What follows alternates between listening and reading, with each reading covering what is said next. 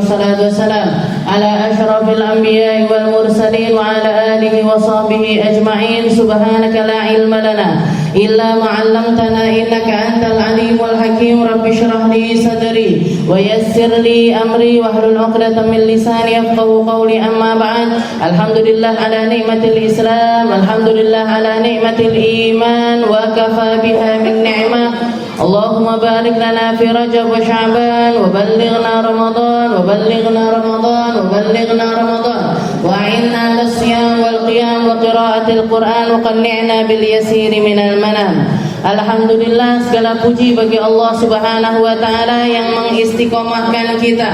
Istiqomah untuk selalu ngaji, istiqomah untuk selalu menuntut ilmu, istiqomah untuk saling bertatap muka satu sama lain, untuk mencari perkara-perkara yang mulia, untuk mencari perkara-perkara yang menjadi warisannya Nabi yang termahal, untuk melakukan perkara-perkara yang paling diridhai oleh Allah Subhanahu wa taala, sehingga bahkan para malaikatnya Allah diperintahkan untuk mengekspresikan rasa tersebut dengan membentangkan sayap-sayap mereka di atas para penuntut ilmu.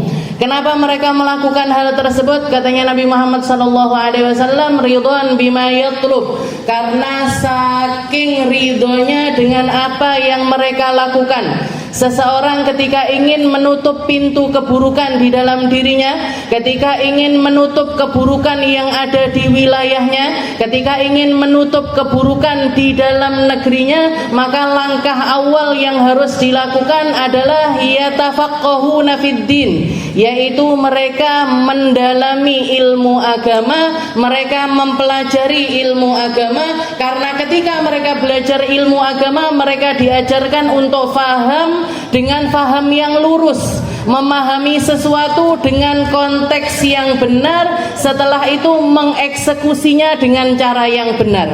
Itu ajaran yang diajarkan oleh Nabi kita, Nabi Muhammad SAW.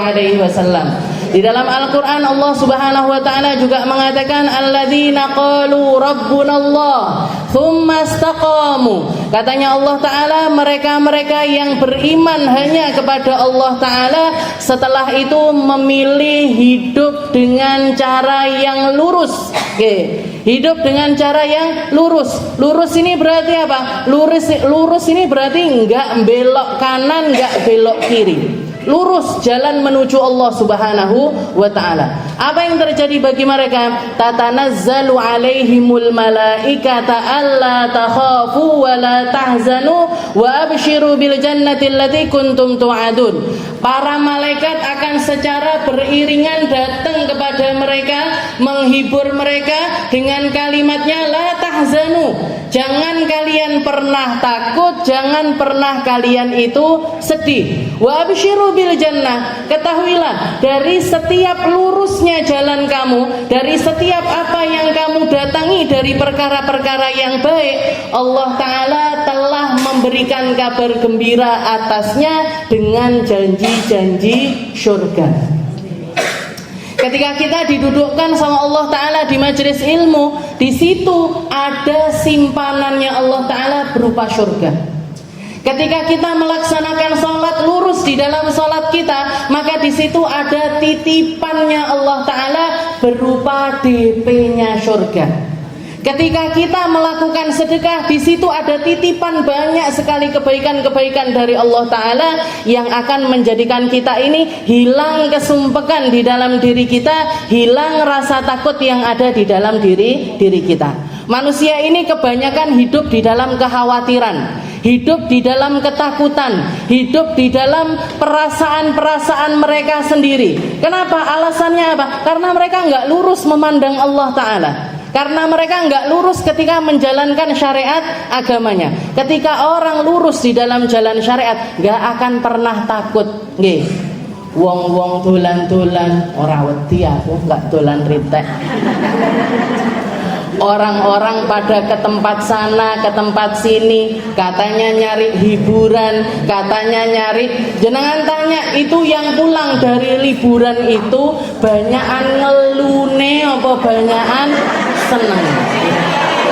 Akean ngelune napa mboten? Nggih. Karena saya, nggih, menurut pengalaman saya, kalau jenengan dolan-dolan di saat orang-orang dolan, nggih, dan jenengan dolan-dolan di saat orang-orang dolan, itu bukannya malah seneng, malah capek. Kenapa? Karena semua tempat penuh, nggih. Oyok dawet kabeh, nggih. Dawet semuanya, saya sampai aduh, wis enggak pernah jadi istilahnya penasaran lah dulu-dulu, nggih. Jadi tokonya kita itu kalau sudah tahun baru itu kan biasanya libur, tanggal 1 Januari itu kan libur. Akhirnya karena karyawannya semuanya libur, jadi tokonya libur, akhirnya kita pergi, jalan-jalan. Itu di jalan nggak enak, di tempat wisatanya nggak enak, bayar larang kabeh, pulang ngeluh. Katanya kita semuanya tahu gini bikin Indomie aja di rumah. Tahu gini kelemah-kelemah, jadi nggak apa-apa. Istilahnya dolan, jenengan dolan itu termasuk salah satu hal yang dijadikan sama Allah Ta'ala untuk kita itu merehatkan aktivitas kita. Jadi bahkan Nabi Muhammad SAW sering, Nabi Muhammad kalau capek-capek, beliau ngelihat yang hijau-hijau, ngelihat pantai dan lain sebagainya, ngelihat sesuatu yang menjadi ciptaannya Allah Ta'ala dan lain, seneng. Jadi istilahnya liburan nggak apa-apa, silahkan. Liburan, rawihu anfusakum sa'atan fasa'ah, katanya Nabi, hibur hati kalian itu sesekali waktu, dari waktu ke waktu. Jangan setiap kali liburan, jangan setiap bulan liburan, jangan setiap minggu liburan, karena liburan nggak akan menjadi terasa libur lagi. Tapi sesekali pergi ke tempat-tempat yang semacam itu. Jadi tujuannya apa? Yurawih anfusana, untuk merefresh keadaan diri kita. Tapi sekali lagi saran saya malah justru jangan di waktu orang-orang libur. Karena kalau semua orang banyak yang libur, kita ikut liburan, kesel Bu. Mendingan jenengan duduk di ribat Aisyah. Mendingan ngaji.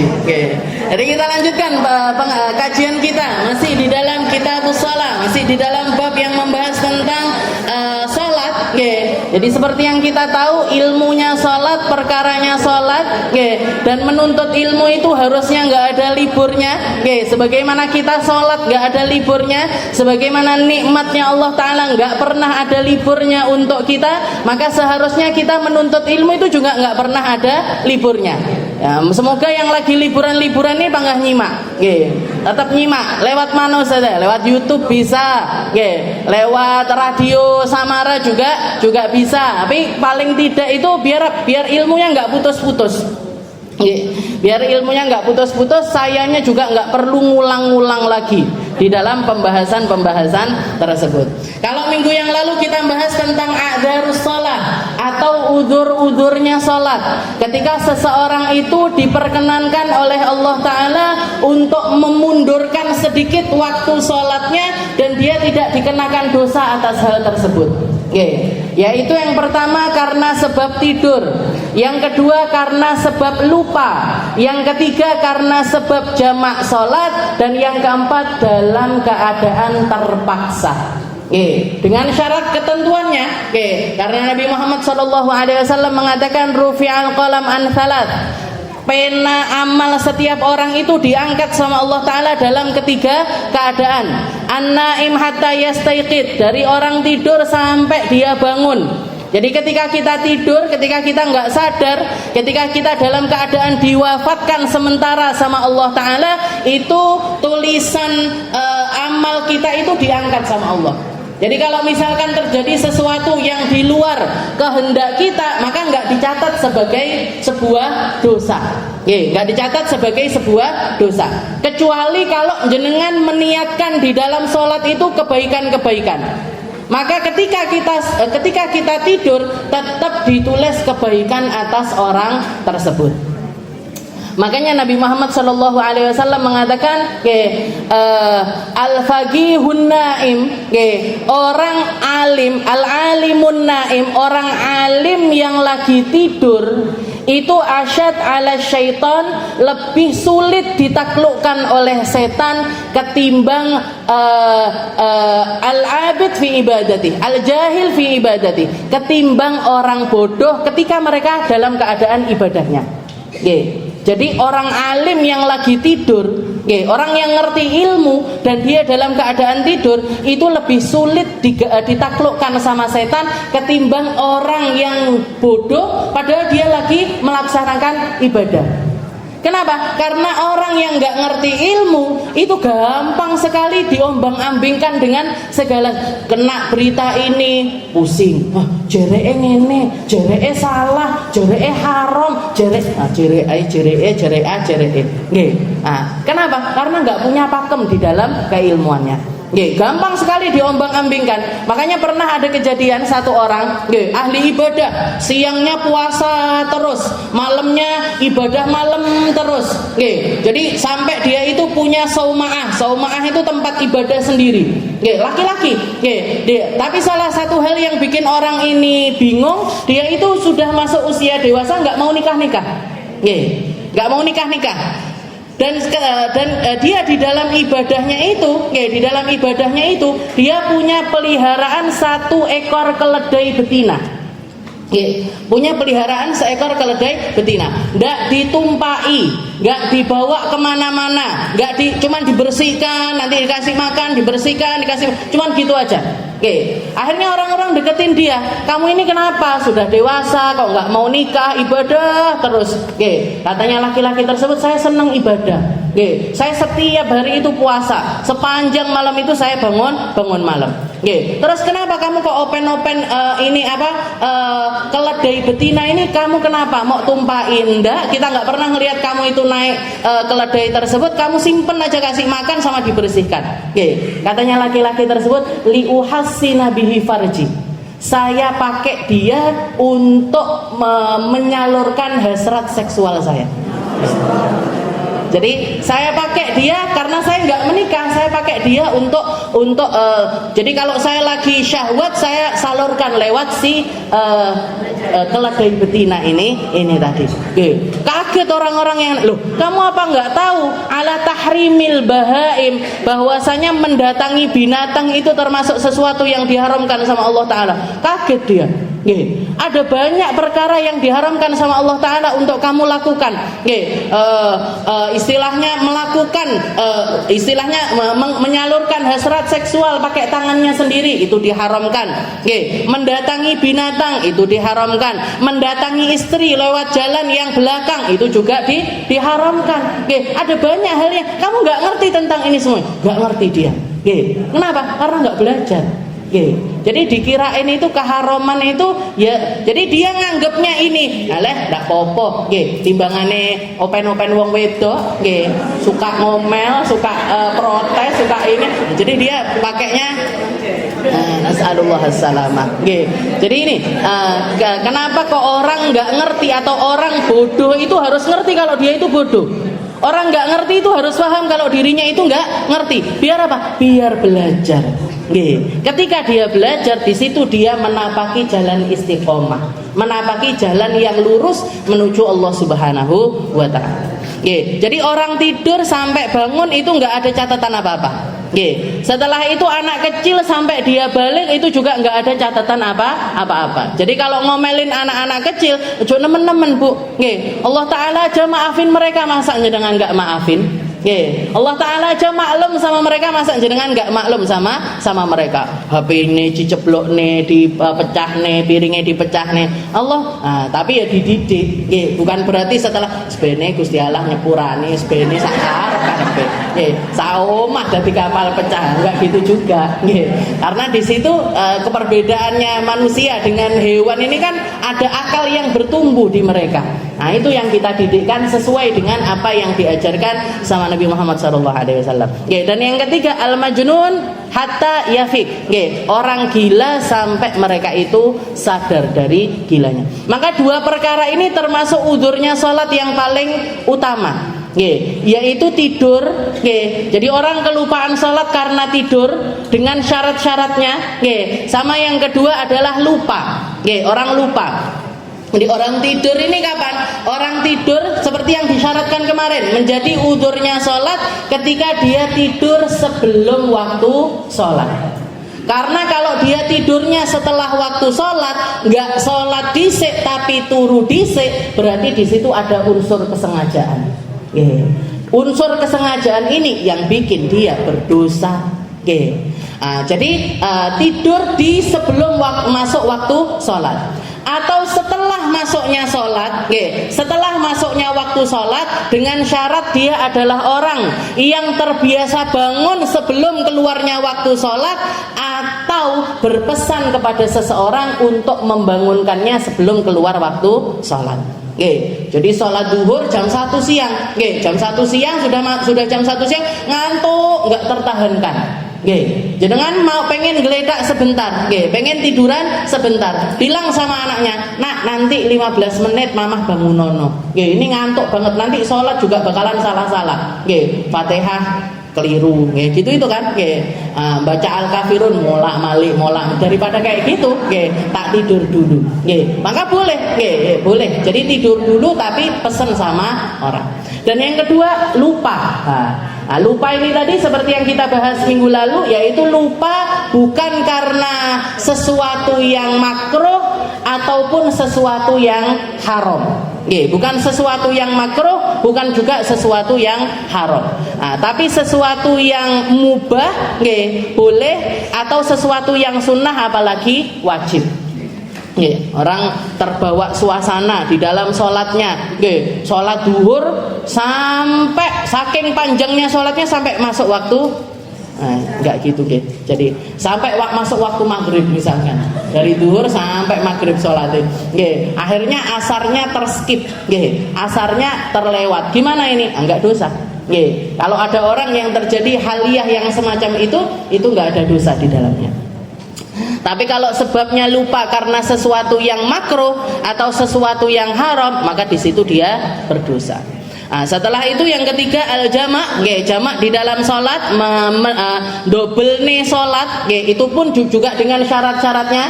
Yang utama adalah sholat yang boleh dijamak ya sholat-sholat yang rubaiyah, yang 4 atau 3. Kalau sholat yang 2 rakaat gak bisa dijamak. Salat maghrib, isya, pisan subuh, bukan, nggak bisa ini. Subuhnya digabungnya pisan, nggak bisa. Atau subuh, duhur sama asar, juga nggak bisa. Jadi yang bisa dijamak duhur sama asar, maghrib sama isya.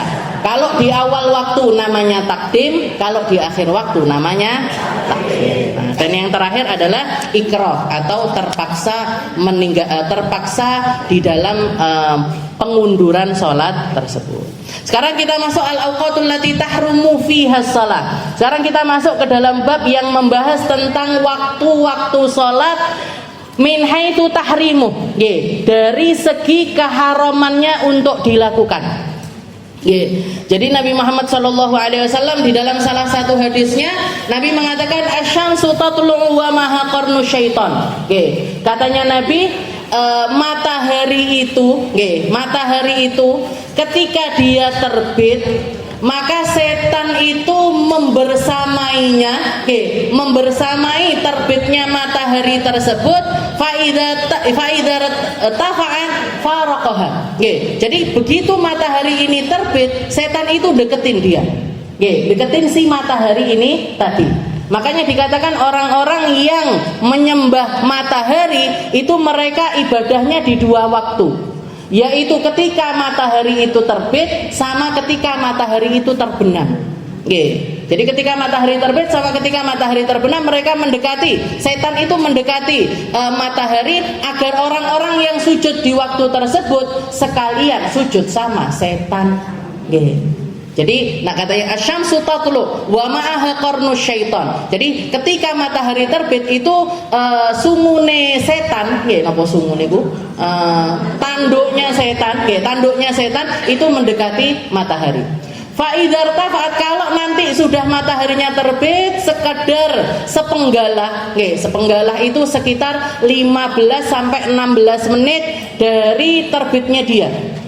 Jadi matahari buletannya ini sudah keluar semua, Setelah itu naik sampai sekadar 15 menit, maka pada saat itu setan pergi. Faraqaha, ditinggalkan sama setan.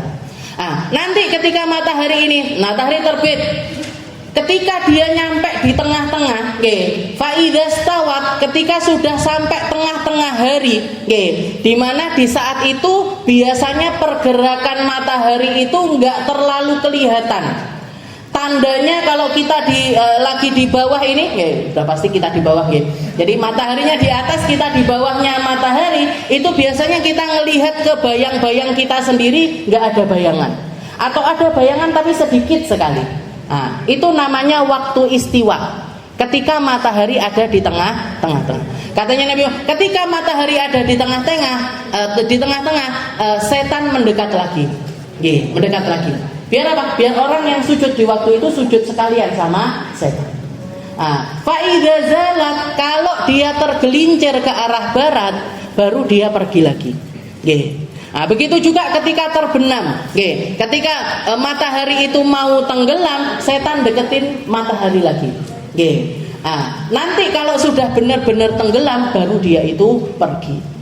Makanya katanya wanaha Rasulullah sallallahu alaihi wasallam anis sholati fiha. Maka Nabi Muhammad melarang para sahabat untuk melaksanakan sholat di 3 waktu tersebut. Di 3 waktu ini menjadi waktu yang diharamkan untuk sholat. Tapi keharamannya itu bukan haram qat'i, bukan. Jadi keharaman itu ada 3 macam bahkan. Ada yang namanya haram qat'i. Haram qat'i ini apa? Keharaman yang secara mutlak. Semacam keharamannya minum khamr. Orang minum khamr, apapun bentuknya, bagaimanapun modelnya, itu semuanya hukumnya adalah haram. Mau yang cair, mau yang padat, mau yang serbuk, semuanya hukumnya haram. Kenapa? Karena efeknya sama, yaitu memabukkan. Maka keharamannya khamr atau keharamannya minuman keras itu namanya haram alal qat'i. Haram secara mutlak, seperti apapun haram. Zina seperti apapun hukumnya adalah haram.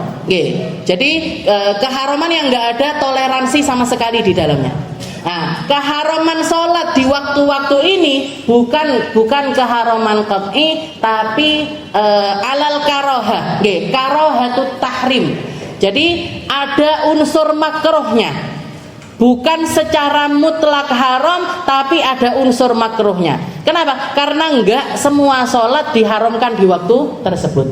Enggak semua sholat diharamkan di waktu-waktu tersebut. Kalau misalkan kayak orang bangun rodok kesiangan, jadi subuhnya itu mundur sekali sampai matahari ini hampir terbit, atau misalkan buletannya matahari ini sudah muncul separuh. Ini kan berarti setan sudah deketin. Setan sudah deketin matahari. Orang yang bersangkutan belum sholat. Piye iki? Aku sholat apa enggak?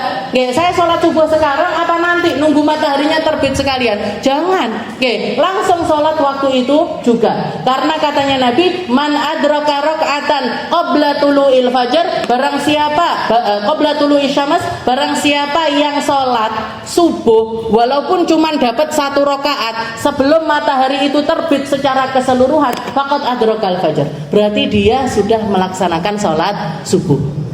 Begitu juga kalau sholat asar, ketika matahari ini mau tenggelam, sudah separuh tenggelam, sudah separuh tenggelam, tapi belum keseluruhannya tenggelam. Man adraka rakaatan minal asar, barang siapa yang kedapatan 1 rakaat dari sholat asar, meski sebelum matahari ini benar-benar tenggelam, faqad adrakal asar, berarti dia sudah dianggap sah melaksanakan sholat asar. Berarti apa? Berarti enggak semua sholat diharamkan. Tapi Rasulullah melarang orang-orang untuk sholat di waktu-waktu 3 ini tadi. Ketika subuh, ketika terbitnya matahari sampai naik sekitar sepenggala. Dan yang kedua adalah ketika istiwa, ketika matahari ada di tengah-tengah. Dan yang terakhir adalah ketika matahari itu menjelang tenggelam. Itu haram hukumnya untuk melaksanakan sholat di waktu tersebut. Ada lagi, bukan ini yang berkaitan dengan waktu. Ada kalanya berkaitan bil fi'il, berkaitan dengan pekerjaan. Pekerjaan yang dimaksud di situ adalah sholat, yaitu seseorang itu haram sholat sunnah setelah sholat asar. Juga haram sholat sunnah setelah sholat subuh. Nggih. Jadi orang jenengan kalau sudah selesai sholat subuh, ndak ada lagi ba'diyah subuh, itu ndak ada. Nggih. Sholat asar, ba'diyah asar juga nggak ada. Kenapa? Karena Rasulullah ketika ditanya, ya Rasul, kapan waktu yang diharamkan seseorang ini untuk melaksanakan sholat? Jawabannya Nabi, kalau kamu sudah sholat subuh, tidak ada sholat sunnah lagi. Kalau kamu sudah sholat asar, nggak ada sholat sunnah lagi. Maka dikatakan bisa dikatakan seseorang itu kalau sudah selesai sholat subuh, dia nggak boleh melaksanakan sholat sunnah apapun sampai kapan? Sampai isyraq dan lewat sekitar 15 menit dari isyraq tersebut. Sampai terbitnya matahari dan mataharinya sudah naik sekitar 15 menit. Nggih. Kalau sebelum itu tidak ada sholat sunnah. Nggih. Sebagaimana juga sholat asar, jenengan sudah selesai sholat asar, maka enggak ada sholat sunnah lagi sampai kapan? Sampai azan maghrib. Nggih. Begitu azan maghrib, jenengan pengen qobliyah maghrib, silahkan. Walaupun sebagian ulama juga mengatakan enggak ada yang namanya qobliyah maghrib, adanya langsung sholat maghrib. Nggih. Kenapa? Karena qobliyah maghrib itu masih dekat sekali di waktu ghurub dengan waktu terbenamnya matahari. Yes. Jadi sampai seperti itu. Jadi sebagian ulama mengatakan nggak ada qobliyah maghrib, tapi sebagian lagi mengatakan dengan dalil hadisnya Nabi yang mengatakan baina kulli adzanain salatun liman sya. Di antara dua adzan ada salat bagi siapapun yang menginginkan. Dua adzan ini apa? Adzan sama iqamah. Di antara dua adzan artinya apa? Setiap waktu sholat itu ada qobliyahnya. Qobliyah subuh ada, qobliyah duhur ada, qobliyah asar ada. Berarti apa? Qobliyah maghrib juga ada, qobliyah isya juga ada. Jadi ini, di sini keharamannya bukan keharaman qat'i, tapi keharamannya alal karoha. Oke, jadi ada dosa yang terjadi di situ ketika kita melakukannya dengan sengaja, tapi kalau ada alasan yang lain yang datang untuk kita mengerjakannya, maka nggak masalah untuk melaksanakannya di waktu-waktu tersebut. Nanti ada lagi namanya haram tanzihi. Haram tanzihi ini seperti jadi kalau kita melakukannya nggak ada dosa sama sekali. Kalau yang haram qat'i ada dosa, haram karohah ini juga ada dosanya. Ada lagi karohah tanzihi, itu la taqtadi al-ithim. Kan tanaful baina adan salati subuh wal iqamah ghairan nafilah al-qabliyah. Seperti ketika seseorang itu salat sunnah di antara azan subuh dengan iqamah tapi bukan qabliyah subuh. Jadi misalkan ada orang salat sunnah setelah azan subuh, sebelum sholat subuh, tapi juga bukan sholat fajar, tidak dia niatkan sholat fajar. Ini hukumnya adalah haram, tapi haramnya haram tanzihi. Haram tanzihi itu apa maksudnya? Sebaiknya kamu masukkan menjadi sholat qobliyah subuh. Tapi aku milih qobliyah subuh kok dewe misalkan. Saya pengen qobliyah subuh sendiri. Jadi aku pengen sholat sunnah, setelah itu habis itu sholat fajar, sholat qobliyah subuh, habis itu baru sholat subuh. Ini yang sebelum qobliyah subuh ini tadi hukumnya apa? Hukumnya adalah haram, tapi haram tanzihi. Haram tanzihi, nggak ada dosa di dalamnya. Tapi tidak dianjur karena nggak ada anjurannya. Jadi karena tidak ada anjurannya, jadi orang kalau sholat dengan sesuatu yang tidak ada anjurannya itu masuknya ke haram tanzihi. Karena kenapa? Karena untuk ibadah sholat, khusus untuk ibadah sholat nih Bu, itu katanya Allah Taala, Inna shalah kanat alal mu'minin kitaban mauquta. Sholat itu ada waktu-waktunya. Jadi taatilah sholat sebagaimana kamu mentaati waktu-waktu sholat. Kalau kita sholat di waktu pagi semacam ini, ada sholat sunnah yang ditawarkan sama Allah Ta'ala. Namanya sholat apa? Namanya adalah sholat duha.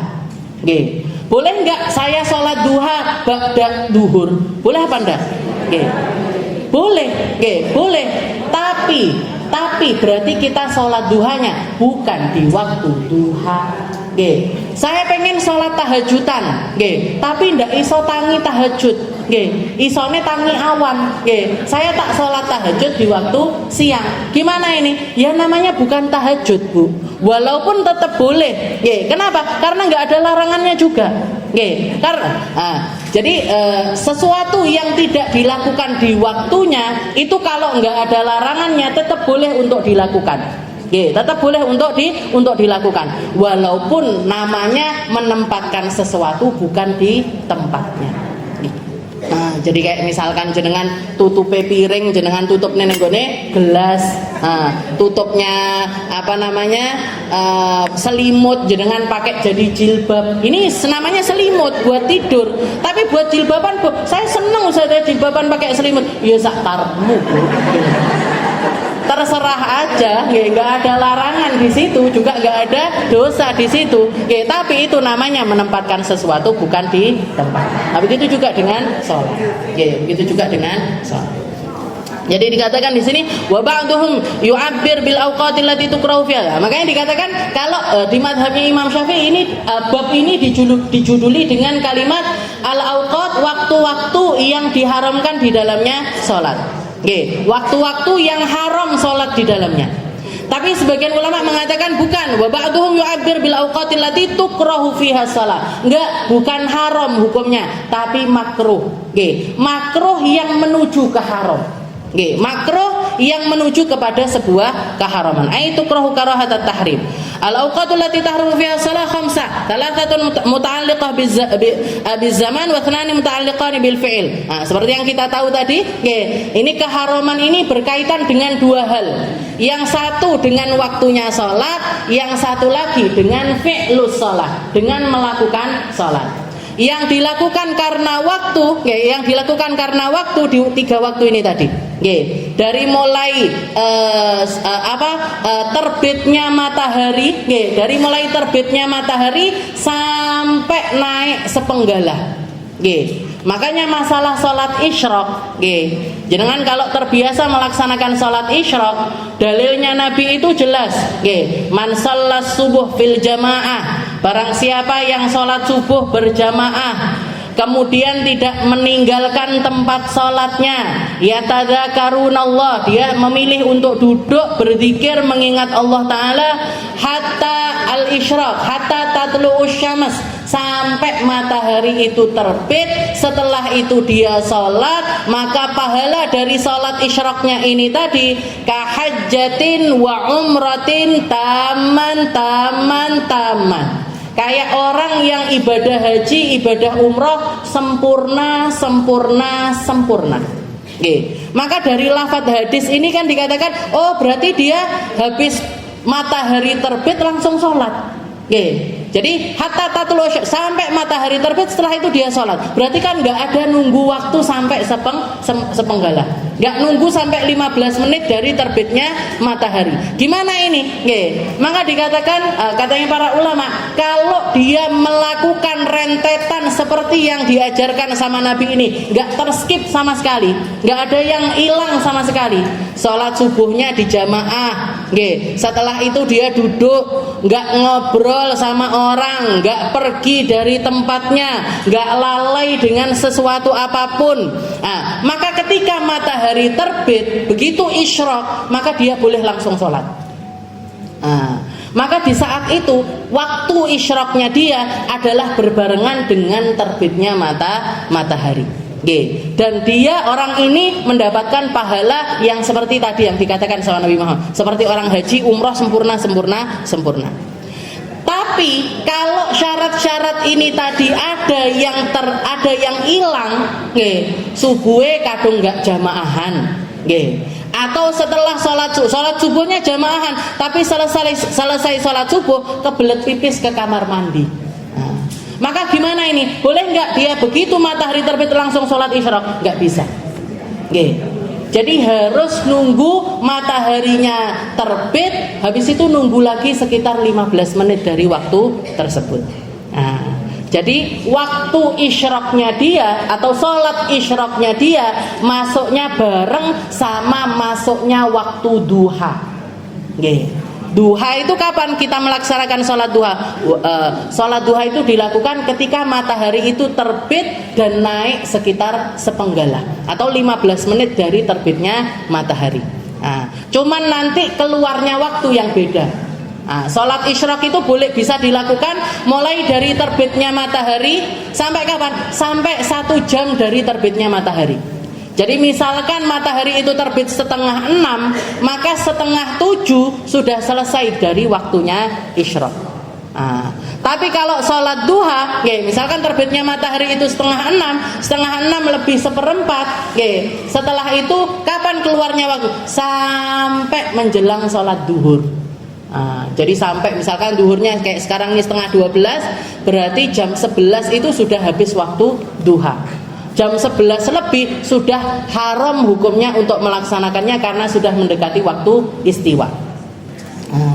Jadi ini yang pertama, dari terbitnya matahari sampai sepenggala. Yang kedua adalah ketika matahari ada di tengah-tengah. Kenapa? Katanya Nabi Muhammad SAW, selain karena kornus syaitan, selain karena tanduknya setan itu mendekati matahari, juga karena di waktu itu tusak arfihi jahannam. Allah Ta'ala lagi manasin api neraka. Nah, makanya kenapa kok panas sekali di waktu itu? Karena neraka jahanam itu lagi disumet. Jadi dari asar uapnya itu sampai terasa makanya kalau di waktu-waktu panas di negeri yang panas, kayak kalau di Indonesia ini panasnya nggak nemen-nemen Bu. Kalau di Arab Saudi sana atau di negeri yang memang kalau panas itu panas sekali sampai 40 derajat sampai 50 derajat. Nah, itu kalau waktu duhur itu sunnah ibrod. Sunnah untuk melaksanakannya di waktu yang agak dingin. Sekitar setengah jam sampai 1 jam dari masuknya waktu. Jadi dari istiwa itu nunggu setengah jam atau 1 jam. Kenapa? Karena waktu itu waktu matahari neraka ini lagi dipanasin. Nah, tunggu dingin, agak dingin baru melaksanakan sholat duhur. Nah, yang kedua waktu istiwa, dan yang ketiga adalah inda ghurubi syams, ketika matahari itu terbenam. Jadi minal isfirar, dari mulai sudah kuning-kuningnya mega itu sudah pada datang, yang menunjukkan matahari ini mau terbenam, sampai waktu terbenam itu adalah waktu yang diharamkan untuk sholat. Nah, 3 berkaitan dengan waktu, yang 2 berkaitan dengan pekerjaan. Jadi kalau jenengan sudah sholat subuh, nggak ada sholat sunnah setelah subuh. Jenengan kalau sudah sholat asar, nggak ada sholat sunnah setelah sholat asar. Bahkan Sayyidina Umar bin Khattab di zaman beliau, di masa kekhalifahannya beliau itu sampai bawa rotan. Habis subuh sama habis asar itu bawa rotan. Kalau ketemu orang sholat sunnah di waktu 2 tersebut, langsung digepuk sama Sayyidina Umar. Yang menunjukkan kalau apa? Menunjukkan kalau yang semacam ini adalah sesuatu yang dilarang sama Nabi Muhammad Sallallahu Alaihi Wasallam. Illal Jum'ah, kecuali ketika Jumat. Dikatakan ada salah satu sahabat mengatakan, kunna fi zamani Umar, kami di masanya Sayyidina Umar itu kalau sudah azan duhur, atau kan kalau sholat duhur itu kan agak diawalin biasanya azannya di zaman dulu ada 2 azan, walaupun itu terjadinya di zaman Sayyidina Utsman, tapi awal-awal itu jadi di zaman Sayyidina Umar juga sudah diawalkan azannya. Nah, berarti kan apa? Berarti kan itu kalau orang melaksanakan sholat di waktu itu berarti kan sholat di waktu istiwa. Tapi dikatakan katanya para sahabat, khotib sudah naik ke atas mimbar, Sayyidina Umar keluar ngelihat kami melaksanakan sholat, tapi nggak ngebui kami. Nggak, rotannya yang biasa dibawa habis subuh sama habis asar ini nggak dipakai untuk ngebui orang-orang. Berarti apa? Berarti khusus untuk Jumat, untuk hari Jumat itu sholat di tengah hari itu nggak masalah. Jadi ada 2 keadaan, ada satu tempat, ada satu waktu yang menjadi pengecualian dari keharaman ini tadi. Ada satu tempat yang nggak berkaitan, istilahnya sholat kapanpun jenengan di tempat tersebut nggak ada masalah, nggak ada waktu yang diharamkan untuk sholat di tempat tersebut, yaitu haramu Makkah. Ketika jenengan di Masjidil Haram atau berada di negeri Mekah sampai perbatasannya Mekah, Itu mau jenengan sholat habis subuh, habis asar, ketika matahari terbit, ketika matahari terbenam, ketika istiwa, nggak ada keharaman sama sekali. Jadi khusus untuk haramu Makkah, haram Mekah, haram Madinah nggak boleh. Jadi di Masjid Nabawi, nah ini tetap berlaku ini. Keharaman ini tetap berlaku. Tapi kalau di Masjidil Haram nggak berlaku sama sekali. Jadi jangan mau sholat kapanpun, di waktu apapun, sholat sunnah kah, sholat wajib kah, sholat sunnah yang memiliki sebab di awal apa di akhir, semuanya boleh. Jadi pengecualiannya di satu tempat, yaitu haramu Makkah. Ada lagi pengecualian waktu, yaitu khusus untuk hari Jumat di waktu duhur. Nah itu sholat di waktu istiwa nggak masalah. Sholat di waktu istiwa nggak apa-apa. Jadi khotib sudah di atas mimbar, kok ada orang baru datang, ada orang baru datang. Gimana ini? Qobliyah duhur apa enggak? Silahkan qobliyah. Tapi dengan syarat qobliyahnya bi akhaffi mungkin. Sholat qobliyahnya yang sependek mungkin, sependek mungkin. Ojo malah qobliyah baru ngono maca Fatihah habis itu surat Al-Baqarah. Nanti ketinggalan Jumat. Jadi bi akhaffi mungkin. Jadi boleh sholat qobliyah duhur tapi dengan cara yang paling pendek. Fatihah sama Al-Ikhlas, Fatihah sama Al-Kautsar, Al-Asr. Sholat surat-surat yang pendek-pendek. Langganannya kita itu loh, Bu. Setelah itu, jadi dua waktu ini, satu tempat dikecualikan, satu waktu dikecualikan.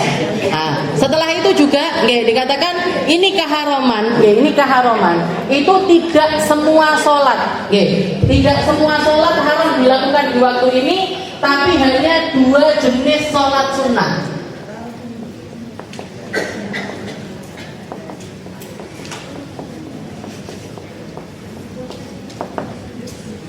Dua jenis sholat sunnah, yang satu adalah sholat sunnah mutlak.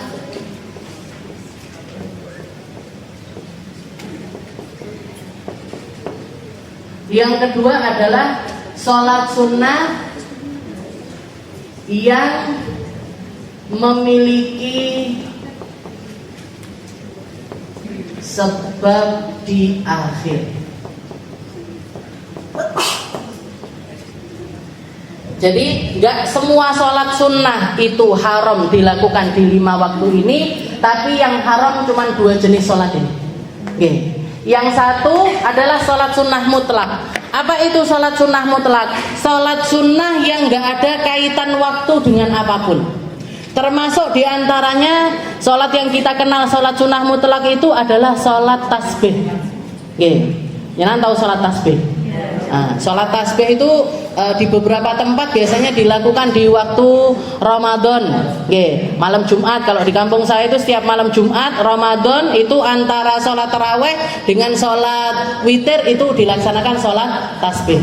Ini wasiatnya Nabi kepada Sayyidina Abbas. Ya Abbas, kalau kamu bisa melaksanakannya setiap hari, laksanakan.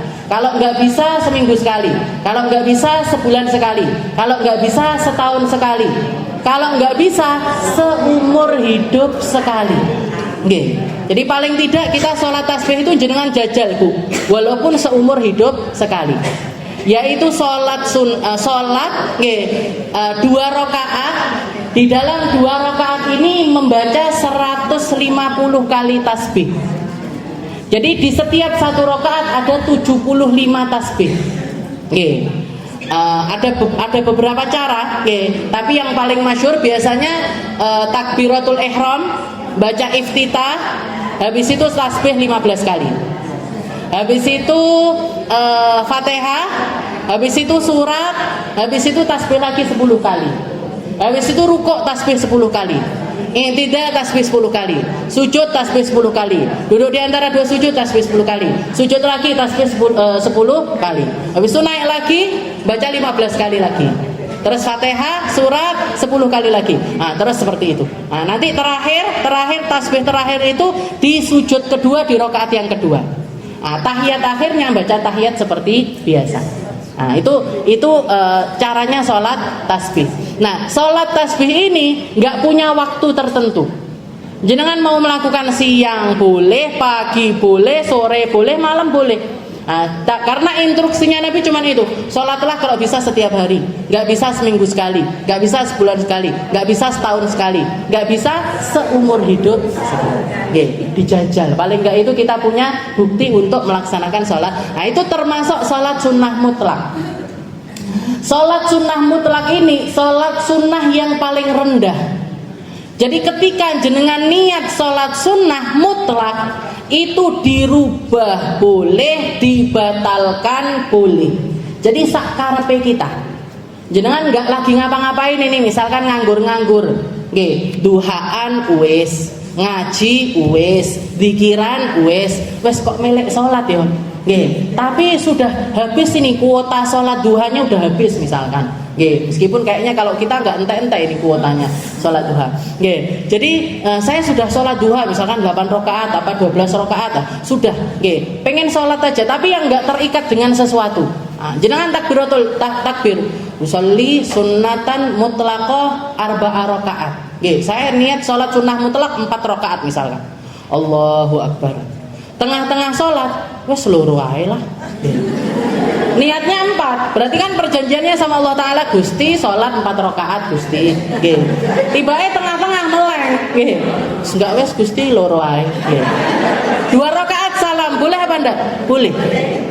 Kenapa? Karena itu sholat sunnah mutlak. Jadi sholat sunnah mutlak ini sak karepe jenengan.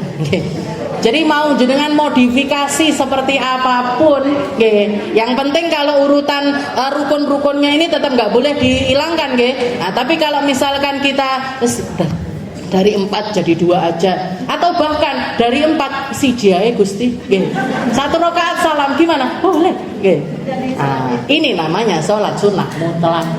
Ini sholat sunnah yang semacam ini haram dilakukan di 5 waktu ini tadi. Yang kedua, sholat sunnah dzatus sabab al-mutaakhir, yang sebabnya itu ada di akhir.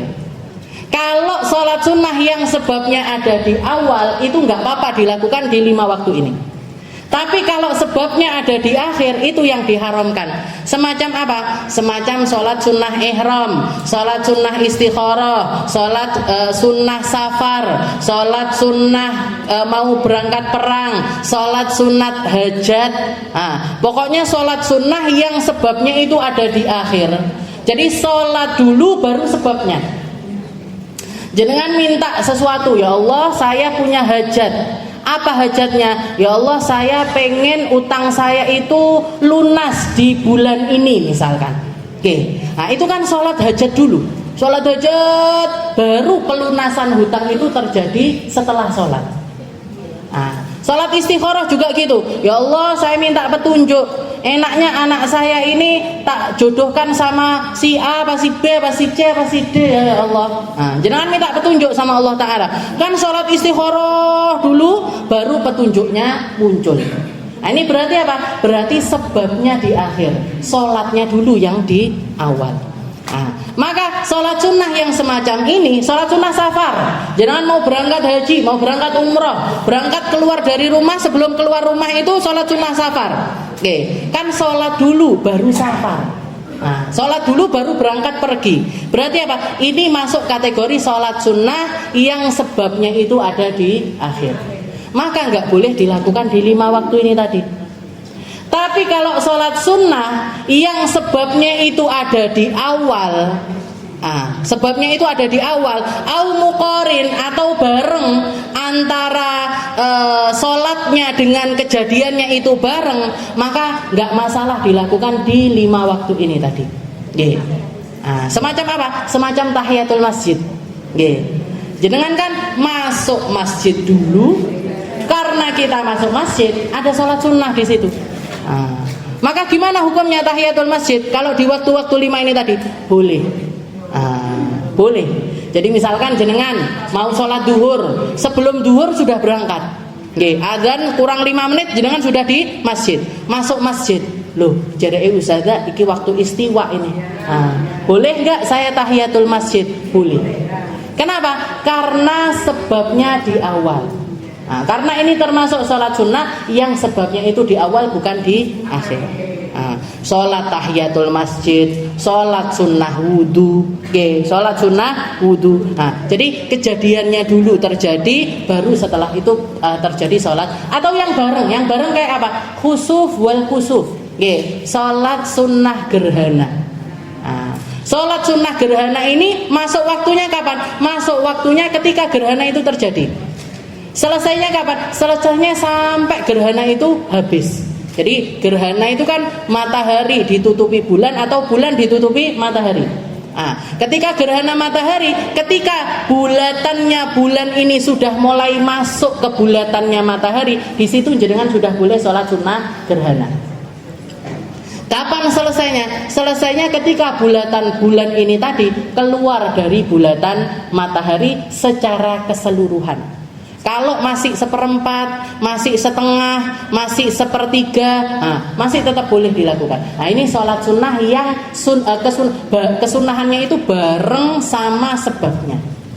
Maka boleh dilakukan.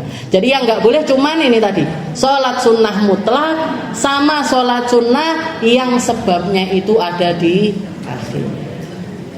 Jelas nggih? Jelas napa bingung?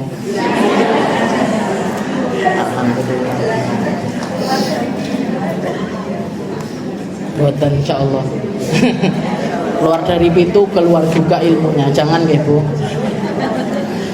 Jadi ini tadi sholat sunnah. Kalau sholat wajib gimana Ustaz? Kalau sholat sunnah, kalau wajib malah justru enggak apa-apa di waktu apapun. Jadi yang haram, makanya yang haram cuma dua jenis sholat ini tadi. Sholat sunnah mutlak sama sholat sunnah yang memiliki sebab di akhir. Kalau sholat wajib kapanpun jenengan lakukan boleh.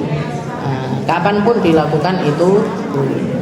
Wallahu a'lam bishawab.